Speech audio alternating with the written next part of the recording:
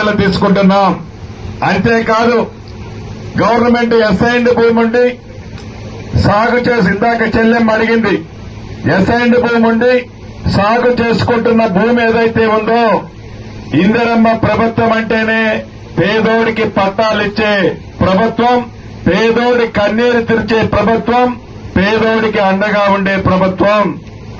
అటువంటి భూములకి ఈ ఇందిరమ్మ ప్రభుత్వంలో, ఈ భూభారత చట్టంలో అసైన్డ్ భూములు కలిగి సాగు చేసుకుంటున్న వాళ్ళు ఎవరైతే ఉన్నారో వాళ్ళు అర్హులైతే తప్పకుండా వాళ్ళకి పాస్బుక్లు ఇచ్చే ప్రభుత్వం ఇవ్వబోతుంది. మీరు ఎవరు ఆఫీస్ చుట్టూ తిరగనక్కర్లా. ఇందాక ఎమ్మెల్యే గారు చెప్పినట్టు రాష్ట్ర వ్యాప్తంగా 4 మండలాలు పైలట్ గా తీసుకున్నాం. ఈ 30వ తారీఖుతో ఆ మండలాలు కంప్లీట్ అయిపోతాయి.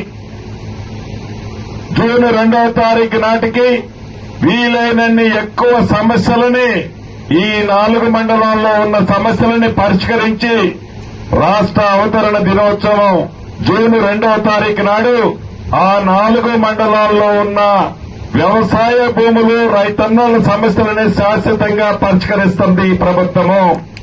అంతేకాదు రేపు మే 1వ తారీఖు నుంచి ఈ జిల్లాలో కూడా రాష్ట్రంలో 4 జిల్లాలు మిగిలిన 28 జిల్లాలలో ప్రతి జిల్లాకి ఒక మండలాన్ని పైలట్ మండలంగా చేయబోతుంది. అది తప్పకుండా వాళ్ళని అడుగుతున్నాడు కాబట్టి ఒకసారి కలెక్టర్ గారితో సంప్రదించి ఈ చందంపేట మండలాన్ని చేయడానికి ప్రయత్నం చేస్తాను. అంతేకాదు అదే రకంగా జూన్ 2వ తారీఖు నుంచి రాష్ట్ర వ్యాప్తంగా ప్రతి మండలంలో ప్రతి గ్రామానికి